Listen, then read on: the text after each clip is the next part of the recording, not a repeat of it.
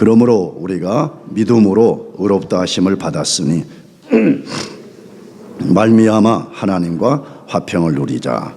그러므로 우리가 믿음으로 의롭다 하심을 받았으니 우리 주 예수 그리스도로 말미암아 하나님과 화평을 누리자. 아멘. 왜 예수님이 십자가에서 피를 흘리고 죽으셔야 했습니까? 왜 예수님이 십자가에서 피를 흘리고 죽지 않으면 안 되셨습니까? 우리는 오늘부터 한 주간 예수님의 고난을 묵상하는 고난주간을 보내게 됩니다. 교회력으로는 아까도 말씀드렸지만 이제 이번 금요일에 예수님이 십자가에 달려 죽으셨습니다. 왜 예수님이 십자가에서 극한 고난을 받고 피를 흘리며 죽지 않으면 안 되셨습니까? 그 이유가 뭐지요? 하나님이 창세전에 구원하기로 예정한 사람들을 속죄하기 위해서 죽으셨습니다. 이 속죄라는 말은 하나님께 택자들의 죄값을 지불하는 행위를 말합니다. 하나님이 우리를 선택해 주셨는데 이 선택받은 우리의 죄가 하나님으로부터 사함받는 유일한 길은 하나님의 거룩한 진노를 잠재워야만 가능합니다. 이런 논리를 잘 듣고 이해하는 것이 필요해요. 그냥 예수 믿는 것은 단순한 종교를 바꾸는 그런 차원의 문제가 아니에요. 우주의 왕이신 하나님과의 어떤 문제를 이야기했기 때문에 하나님의 진노를 잠재우지 않고는 인간이 하나님 앞에 제사함을 받을 수가 없어요. 그래서 예수님이 하나님의 진노를 잠재우기 위해서 십자가에서 피를 흘리고 우리의 죄값을 대신 지불하게 된 것입니다. 예수님의 속죄의 죽음 때문에 그것을 믿는 우리의 죄가 하나님으로부터 사함을 받고 하나님께 나갈 수 있고 하나님 안에 살 수 있게 되었습니다. 믿습니까? 이것이 영원한 복음입니다. 굿뉴스, 유앙겔리온, 너무 좋은 소식인 거죠. 여러분이 만일에 성경을 창세기부터 주의해서 읽어본다면 성경의 인간 저자들의 고민이 뭐였느냐? 어떻게 우리가 하나님께 나아갈 수 있냐는 거예요. 이게 그들의 가장 큰 고민이었어요. 우리는 무엇을 먹을까 마실까 맨날 이것이 고민이었는데 성경의 위대한 인물들의 고민은 어떻게 우리가 하나님께 나갈 수 있냐는 거예요. 그런데 예수의 속죄로 말미암아서 우리가 제사함 받고 우리가 하나님께 나갈 수 있고 우리는 하나님 안에 살 수 있게 된 것입니다. 엄밀하게 말해서 우리는 우리의 죄 때문에 우리 자신이 십자가에 달려서 우리 자신의 죄값을 지불해야 됩니다. 그것이 공의예요. 우리는 법대로 해주시오, 공의롭게 해주세요, 불공평하지 않게 해주세요, 이런 말을 굉장히 많이 합니다. 하나님과의 관계에 있어서도. 근데 하나님이 우리에게 베푸는 공의라면요, 공의대로 한다면 우리가 우리 죄값을 지불하기 위해서 십자가에 달려야 되는 것입니다. 그런데 불행한 사실은 설령 우리가 십자가에 달려서 피를 흘린다고 해도 우리는 우리 죄를 해결할 수가 없습니다. 무엇 때문이죠? 우리는 하나님 앞에서 죄를 범하고 철저하게 부패한 존재이기 때문에 그렇습니다. 부패한 죄를 가진 우리가 십자가에 달린다고 해도 우리 죄를 해결할 수가 없습니다. 몇 번 말씀드렸습니다. 자연인, 그리스도 안에 거하지 않는 사람들, 성령으로 거듭나지 않은 사람들, 예수의 속죄의 피로서 죄사함을 받지 않은 자연인은 전적으로 부패하고 무능하고 영적으로 죽었고 본성이 왜곡되어 있기 때문에 직접 십자가에 달려서 영원히 십자가에서 피를 흘린다고 해도 하나님의 진노를 잠재울 수 없고 하나님의 공의를 만족시킬 수 없습니다. 그런데 하나님이 그의 아들을 우리 죄를 대신해서 십자가에서 심판하셨고 예수님은 우리 죄를 대신하여 그 처벌을 받으셨습니다. 그러므로 예수님의 속죄의 죽음은 우리가 영원히 찬송할 내용입니다. 믿습니까? 무엇을 우리가 찬양하고 감사해야 되냐? 예수의 속죄의 죽음입니다. 나는 그렇게 믿습니다. 우리의 숨이 붙어 있는 한, 우리의 숨이 끊어지는 한 그분을 찬양해야 됩니다. 뿐만 아니라 우리는 천국에 가서 뭐 할까 고민 많은데, 궁금함 많은데, 우리 천국 가서도 찬양한다고 말해야 하는데 무엇을 찬양하냐고 말할 때 예수의 속죄의 죽음을 찬양한다고 되어 있어요. 그것이 요한계시록 5장 7절에서 10절 말씀인데, 우리가 요한계시록을 공부할 때 말씀을 드렸어요. 4장과 5장은 완성된 천국을 보여주는 내용인데 4장은 성부 하나님을 중심으로 펼쳐지는 천국을 보여주는 거예요. 5장은 성자 예수님을 중심으로 펼쳐지는 천국을 소개한 것인데, 그 예수님의 보좌 앞에 선 천사들과 구원받은 백성들이 거기서 뭐 하냐 이걸 보여주는데, 7절에서 10절까지 읽어보십시다. 그 어린 양이 나와서 보좌에 앉으신 이의 오른손에서 두루마기를 취하시니라.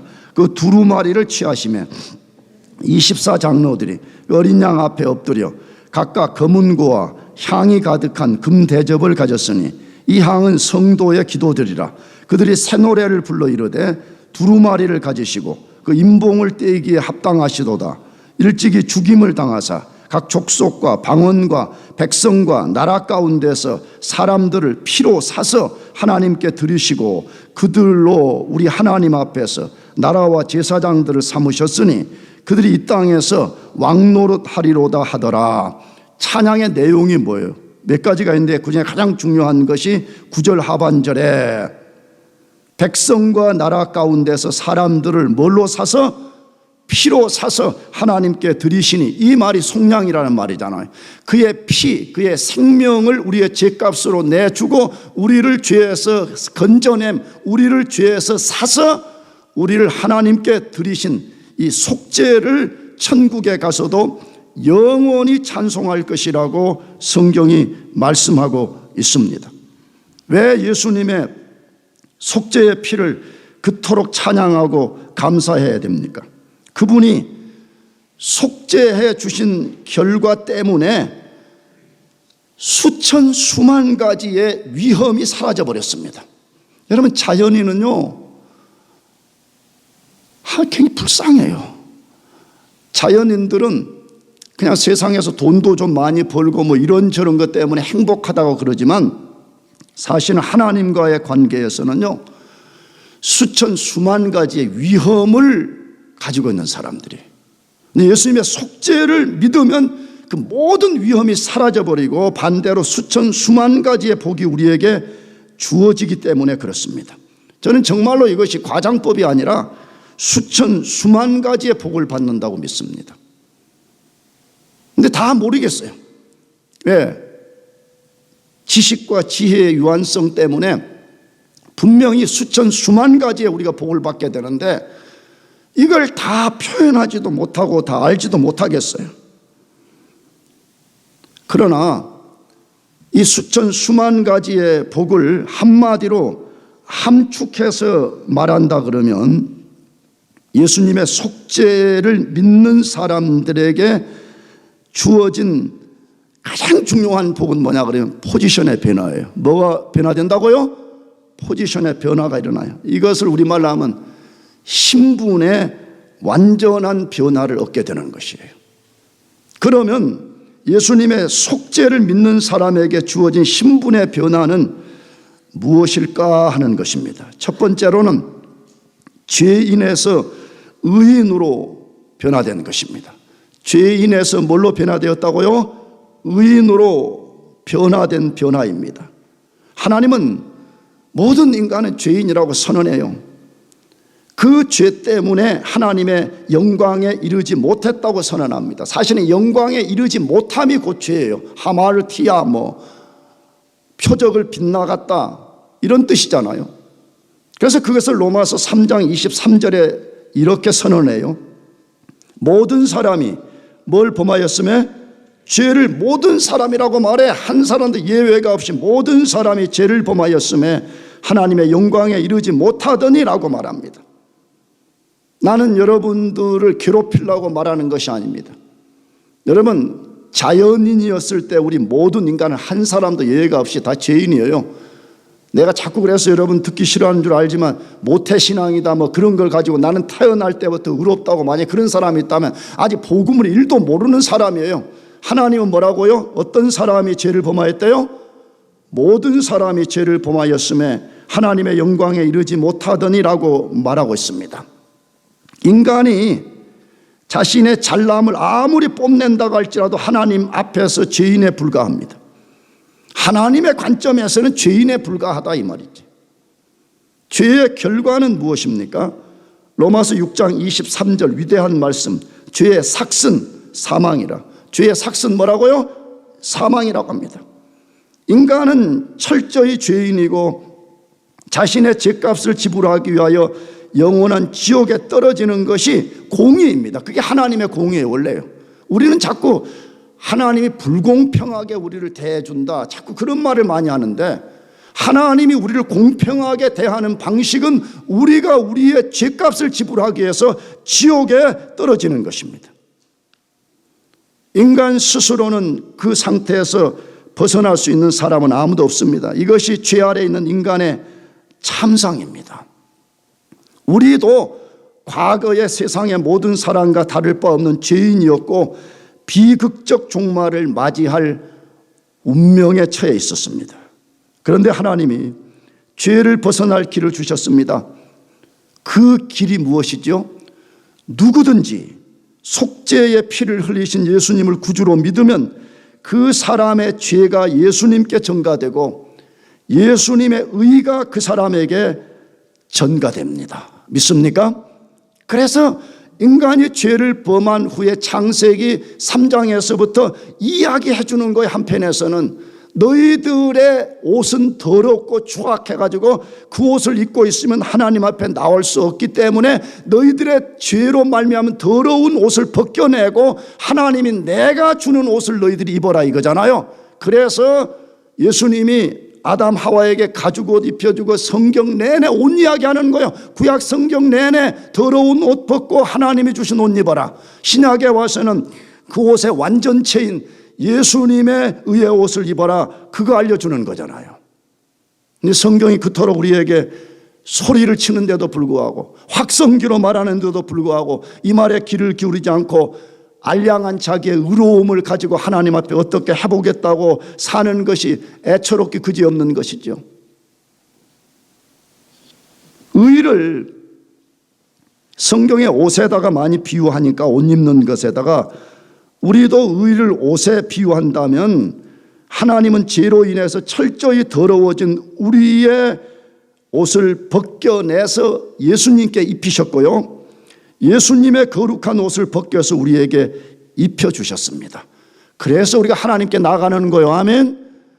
무슨 우리의 인격 갖고 나가는 거 아니고 우리 학위 갖고 나가는 거 아니고 우리 인생의 경륜 갖고 나가는 거 없어요. 내가 볼 때 그런 사람은 만일에 하나님의 존전에 나아가는 순간에 그런 사람은 결박을 당하고 바깥 어둠에 쫓김당해서 영원히 고통을 당하게 될 것입니다. 우리는 하나님이 입혀주시는 그 옷으로만 하나님 앞에 나갈 수 있습니다. 그래서 아까 말씀드린 대로 창세기에 인간이 죄를 범하자마자 최초의 사건이 그거 아니에요? 아담 하와가 나무띠에 숨었습니다. 너무 수치스럽고 두려우니까 나뭇잎으로 옷을 헤입고 숨었을 때에 하나님이 찾아오셔서 그 나뭇잎으로 만들어진 옷을 벗겨내고 가죽 옷을 입혀주신 것입니다. 이게 하나님이 그림 언어로 보여주는 첫 단계예요. 너희들이 나의 앞에 나오려면 너희들이 만든 나뭇잎 옷을 갖고는 못 나온다는 거예요. 인간의 것으로 갖고는 못 나온다는 거예요. 하나님이 주신 것으로만 나온다는 거예요. 아멘. 하나님은 예수님을 구주로 믿고 그분의 의의 옷을 입은 사람을 더 이상 죄인으로 보지 않고 의인으로 보십니다. 이걸 믿어야 됩니다. 이게 바로 이신칭이 믿음으로 의롭게 되는 것입니다. 아멘. 하나님이 그리스도를 통해서 만들어준 그 의를 우리가 믿음으로 받고 우리가 하나님 앞에 나아갈 때 하나님은 더 이상 우리를 죄인으로 보지 않고 의인으로 보시는 것입니다. 왜 그렇다고요? 예수님의 속죄의 피가 우리 죄를 씻었고 예수님의 의로 우리를 완전하게 덮어주셨기 때문에 가능한 것입니다. 그러므로 예수님을 구주로 믿는 사람은 예수님 안에 있기에 더 이상 죄인이 아니라 의인이라는 것을 믿어야 됩니다. 아멘. 여러분들이 이게 잘 안 믿으니까 자꾸 이상한 방식으로 자기 의를 만들려다가 계속 신앙이 실패하는 거예요. 여러분, 칭의와 성화는 반드시 구별해야 됩니다. 칭의는 우리가 할 수 있는 게 아무것도 없어요. 하나님이 예수님을 통해서 만들어준 그 의를 우리가 오직 믿음으로 받아들이는 거예요. 오직 그것을 우리가 옷을 입듯이 우리가 입을 때만 의롭게 되어요. 아멘.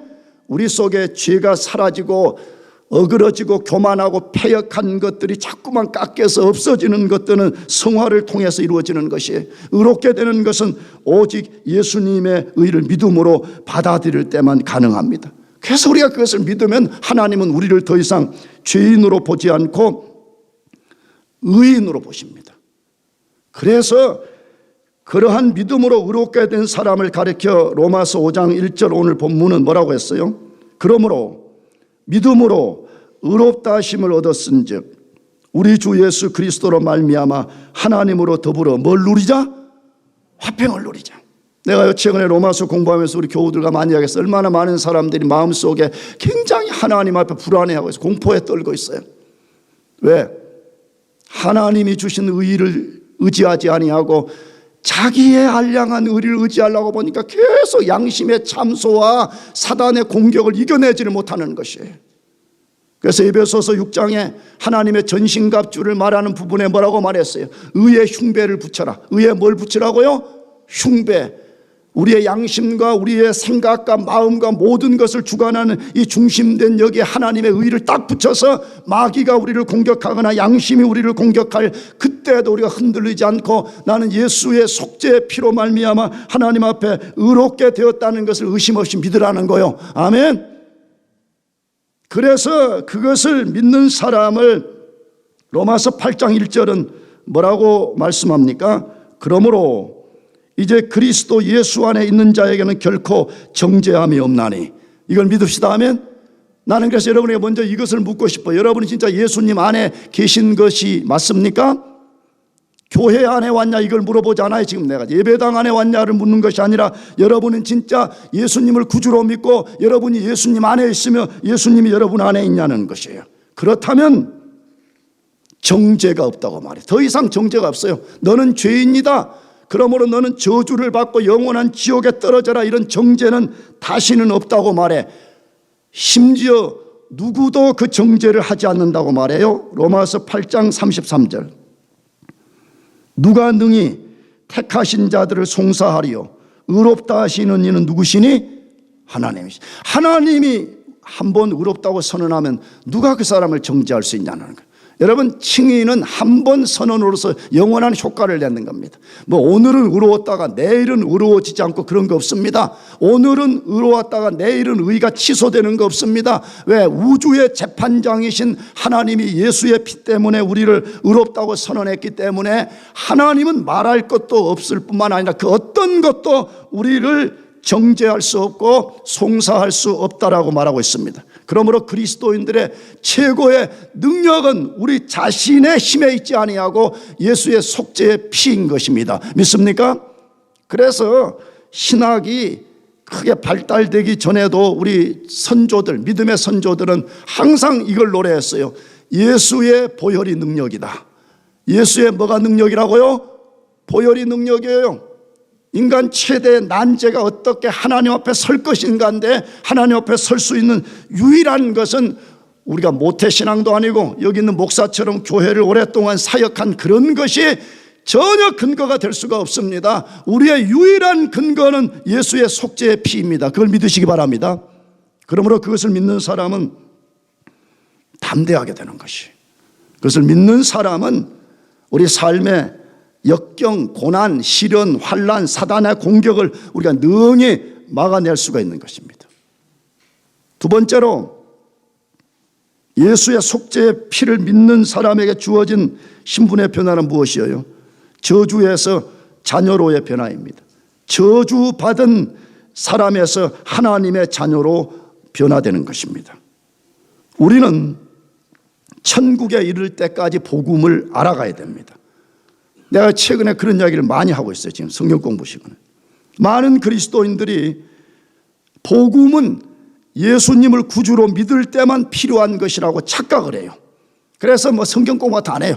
그냥 주일날만 그냥 교회 왔다 갔다 하는 거예요. 와가지고 그냥 벤치워머식으로 한번 자기가 앉은 자리 덮여주고 또 다음 주에 오는 거예요. 성경 읽을 필요가 뭐냐? 성경 공부할 필요가 뭐냐? 왜? 나 이미 복음을 믿고 내가 예수님을 믿어서 구원받았다라고 생각하기 때문에 그렇습니다. 절대로 그렇지 않습니다. 복음은 천국에서도 필요합니다. 복음은 어디서도 필요하다고요? 천국에서도 필요합니다. 그렇다면 우리의 궁극적 인생의 목적지에 가서 필요한 복음을 지금부터 계속해서 알아가야 되지 않겠습니까?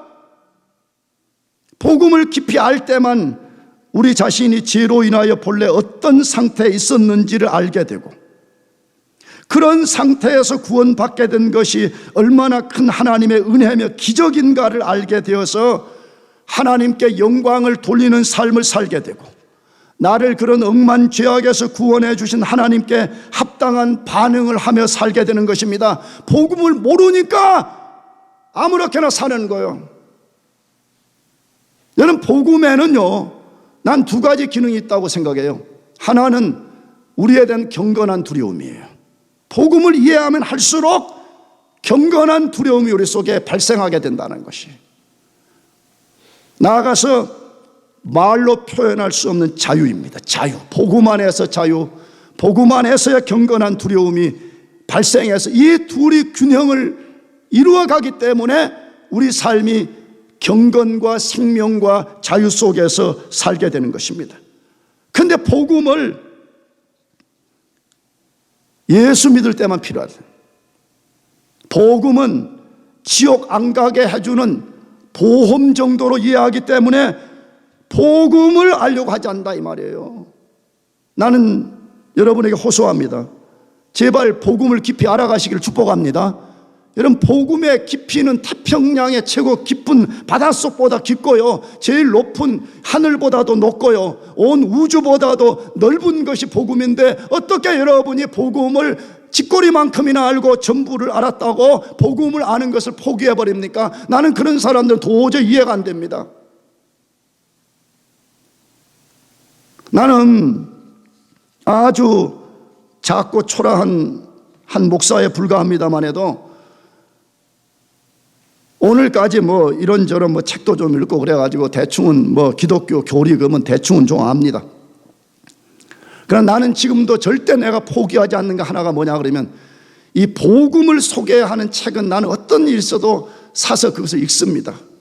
어떤 때는 이제 나이가 들어가지고 책을 읽는 것이 너무나 힘들고 눈이 짓물러지고 눈물이 나고 조금만 읽으면 눈이 따갑고 그러지만, 어떤 유명한 신학자가 새롭게 복음의 안목을 열어주는 것이 있다라고 하면 저는 반드시 사서 그것을 읽습니다. 왜냐 그러면 내가 모르는 복음의 내용을 그들이 소개하는 것이 있는가, 이것을 알고 싶어서 그런 것입니다. 그런데 어떻게 우리 교인들이 복음을 아는 것을 힘쓰지 아니하고 그걸 포기하고 중단하고 사냐는 것이, 그게 죄입니다. 그게 뭐라고요? 죄예요. 여러분, 죄를 너무 내로우하게 정의하면 안 돼요. 나 남의 거 훔쳐오지 않았다, 그런 것만을 죄로 여기기 때문에 복음을 알아가지 않는 것이 죄라고 생각하지 않는 것이, 내가 볼 때는 복음을 알아가지 않고 복음을 의지하지 않고 복음을 순종하지 않는 것이 가장 큰 죄 중에 하나라고 생각합니다. 그렇다면 예수님을 구주로 믿기 전 우리의 또 다른 상태는 무엇이었을까요? 하나님으로부터 저주받은 사람이었습니다. 하나님으로부터 뭐 받은 사람이었다고요? 저주를 받은 사람들이었습니다. 그 저주받은 이야기를 성경 여러 곳에 사는데 대표적으로 갈라디아서 3장 13절입니다. 그리스도께서 우리를 위하여 저주를 받은 바 되사 율법의 저주에서 우리를 속량하셨으니 기록된 바 나무에 달린 자마다 저주 아래 있는 자라 하였음이라 라고 되어 있습니다. 자, 이 말씀은 예수님이 속죄의 죽음으로써 우리를 어떻게 구원해 줬냐를 소개하는 중에 우리가 구원받기 전에는 율법의 저주 아래 있었다라고 분명하게 말합니다. 율법의 저주 아래 있다는 말은 무슨 말씀이에요? 율법은 하나님의 말씀이고 하나님의 요구고 우리가 반드시 성취해내야 되는 우리 쪽에서의 의무입니다. 그런데 아무도 율법의 요구를 100% 성취할 수가 없어요. 불가능해요. 전적 타락과 부패와 무능 때문에. 그러므로 이 고귀하고 거룩한 율법이 도리어 우리 인간을 죄인이라고 정죄하기 때문에 우리는 정죄를 받고 그 저주 아래 처해 있었던 사람인 것입니다. 결과는 뭐죠? 지옥이에요. 난 제발 우리 가운데 단 한 사람이라도 지옥 가지 않기를 축복합니다. 아멘. 내가 지난주에 그런 이야기를 했어요. 이런 복음을 이야기해서 우리가 소극적으로는 지옥 가지 않고 천국을 간다 이런 이야기를 하면 너무 추상적으로 여기를 안 받아들여요, 진짜. 근데 그런 사람들 자꾸 예수님이 천국문으로 지금 들어가라 그러는데 안 들어가고 천국문 밖에서 눈치나 보고 있다가 혹시 천국이 진짜 있어가지고 천국문이 닫히면 내가 슬라이딩해서 들어가겠다 하는 사람들은 절대 못 들어갑니다. 그러면 그런 사람들은 오늘 이 시간이 고통스럽게 생각될 것입니다. 그때 이상한 목사가 우리 인간은 자연인 상태는 저주받아서 지옥 간다 그랬는데 내가 왜 그때 그 말을 내 심장에 새기지 않았는가? 내가 왜 그때 결단하고 예수 그리스도의 부르심에 응답해서 천국에 들어가지 않았는가? 여러분, 자기의 손등과 발등을 찢고 자기의 기와 모든 것을 후벼 판다 그래도 그때는 때가 늦은 것이 되는 것입니다. 우리 인간은 자기들이 인정하든 인정하지 않든 우주의 재판장의 요구를 100% 만족시키지 못함으로 인해서 도리어 그 요구가 우리를 정죄해서 우리 모두는 저주 아래 있었습니다. 듣기 불편하겠지만 모든 자연인은 하나님으로부터 저주받은 인간입니다. 여러분, 이 말이 만일에 우리가 교회가 아닌 어디에 가는데 예수 안 믿는 사람들과 당신은 저주받았어요 그러면요 아마 멱살을 잡고 우리를 후려칠 것이에요. 그렇잖아요. 근데 성경은 분명히 말합니다. 그리스도 밖에 있는 모든 자연인은 뭐 받은 인간이라고요? 저주받은 인간이라고 말씀합니다. 그러면 저주를 받았다는 말은 무슨 뜻이에요? 우리는 저주를 받았다면 보편적으로 하늘에서 그냥 벼락이 떨어져가지고 그 사람 위에 내려 꽂거나 아니면 무슨 문둥병이 걸려가지고 팔다리가 썩고 비틀어지는 것을 저주받았다 이렇게 생각을 하니까 비그리스도인들은 저주 아래 있다 그러면 내가 무슨 저주받았지 이렇게 생각하고 만다 이거예요. 그러면 성경이 말하는 하나님의 저주를 받았다는 말은 무엇이에요? 하나님의 은혜와 사랑이 그 사람으로부터 철저하게 거두어진 것을 말해요. 이게 일반 은총 속에서는 살게 해줘요, 하나님이.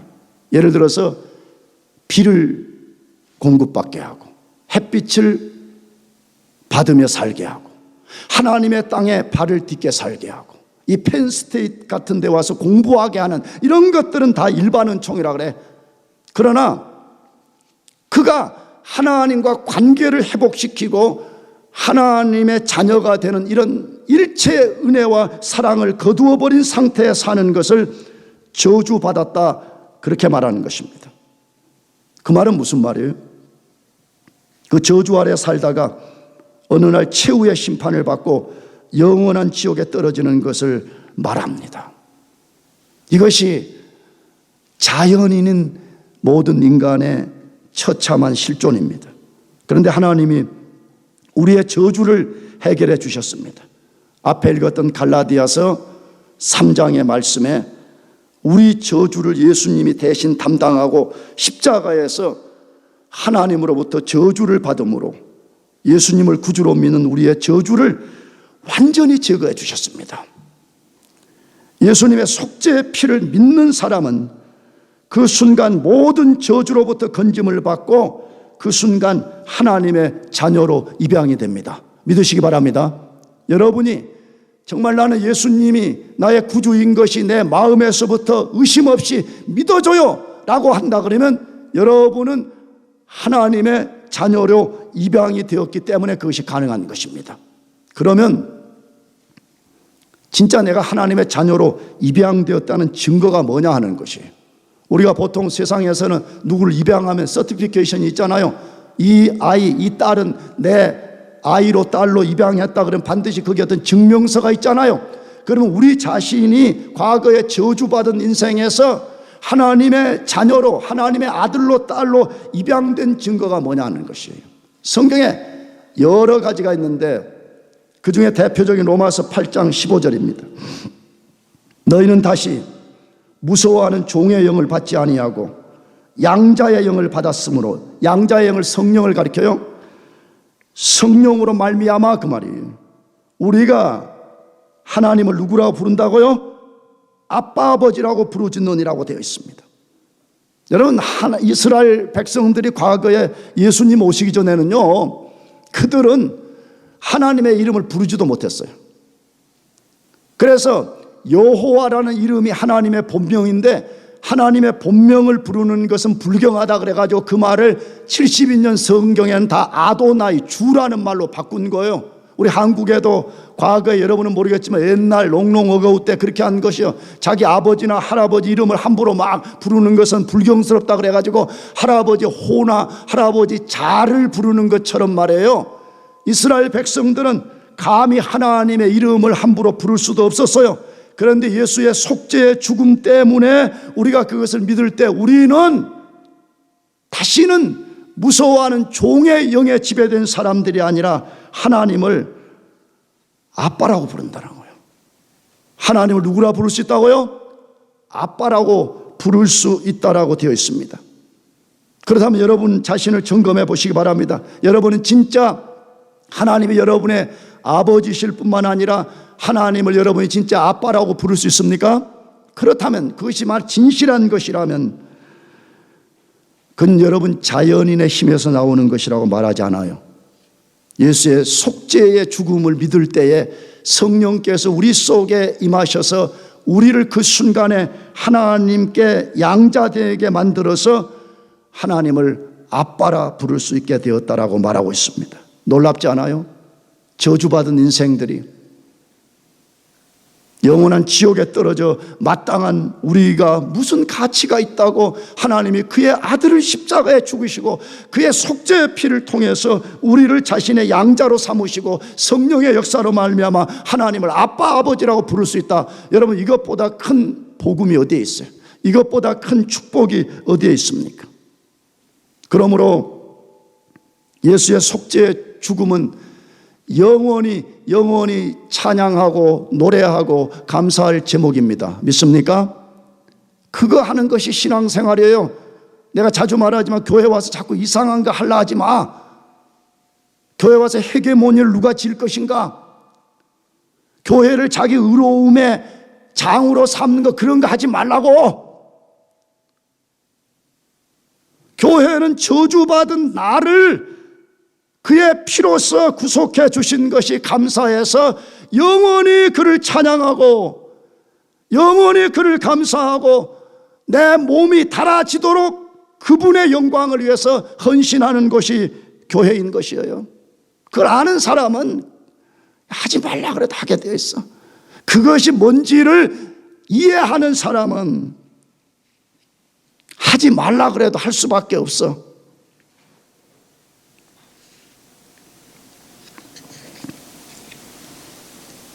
속죄의 피를 믿는 사람은 그것이 전부라고 말하지 않고 하나님의 자녀된 권세를 주셨다고 말해. 그것이 요한복음 1장 12절인데 마지막으로 읽어보겠습니다. 시작. 영접하는 자 곧 그 이름을 믿는 자들에게는 하나님의 자녀가 되는 권세를 주었다. 야, 이 권세라는 말 자체가 좋은 거잖아요. 내가 성경 공부 때 권세가 더 큰 거예요, 파워가 더 큰 거예요? 내가 질문 많이 하잖아. 그러면 대부분 파워가 더 크다 그렇게 말해. 여러분, 권세가 더 큰 거지요. 지금 대통령들 세워지는 거 보세요. 한국에도 지금 당선되고 이제 곧 세워질 사람. 내가 뭐 알기로는 한국은 대통령이 되면 3,000개 정도의 어느 자리를 임명할 수 있다고 그래요. 미국은 한 10,000개 정도. 미국의 대통령이 되면 이 공적인 자리에 10,000개의 사람을 세울 수 있다고 그래요. 여러분, 도대체 그 파워가 어디서 나오는 거예요? 그가 명령을 내리면 핵폭탄을 발사할 수 있는 그런 파워가 어디에서 나오는 거예요? 대통령이라는 권세에서 나오는 거잖아요. 국민들이 그에게 부여한 권세 때문에 그런 거잖아요. 우리가 예수 믿어 그의 속죄의 피로서 죄 씻음 받고 하나님의 자녀가 되는 순간에 우리는 하나님의 자녀된 권세, 엑수시아를 받았다 그렇게 말해. 놀라운 이야기인 거죠. 나는 그래서 좀 어떤 데는 이해가 안 돼. 어떻게 진짜 예수를 믿는다고 하는 사람들이 이 하나님의 자녀된 엑수시아를 사용할 줄 모르냐는 거예요. 코 빠져 살고 하나님 예수 믿는 사람이나 믿지 않는 사람 구별 없이 그냥 그렇게 사는 것처럼 살아가고 말해. 맨날 패배적인 자세로 갖고 사냐는 거예요. 나도 인간이기 때문에 어려움을 겪습니다. 나도 내면의 상처를 받기도 하고 여러 가지 어려움들이 있습니다. 나도 외부의 쇼크에 의해서 흔들릴 때가 있습니다.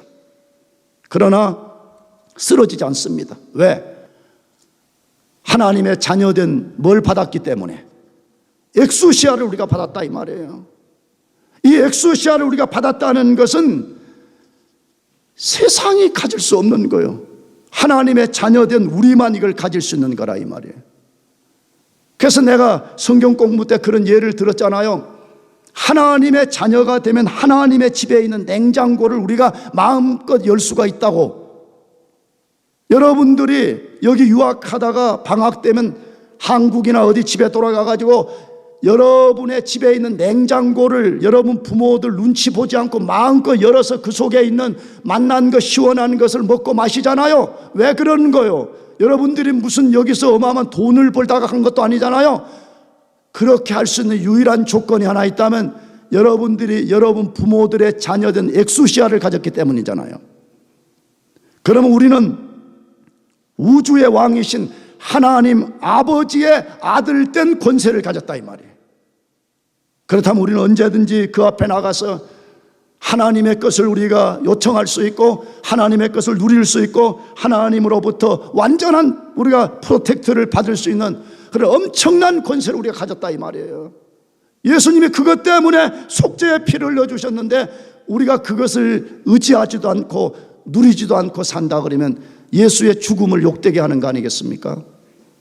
그러므로 이번 한 주간 고난주간 동안에 제발 부탁입니다. 아무 생각 없이 그냥 살지 말고 예수님 무엇 때문에 십자가에서 피를 흘렸는지를 생각해 봅시다. 아멘. 그래서 거기서부터 오는 대답, 거기서부터 오는 복음의 능력, 거기서부터 오는 속죄의 능력을 여러분들이 덧입어서 나는 더 이상 죄인도 아니 의인이요, 나는 더 이상 저주받은 인생이 아니라 하나님의 고귀한 엑수시아를 가진 자녀라는 것을 믿고 좀 어깨를 좀 펴기도 하고 비록 삶에 어려움이 있다고 할지라도 예수 그리스도를 의지하고 그 삶을 이겨내기를 축복합니다. 기도하겠습니다.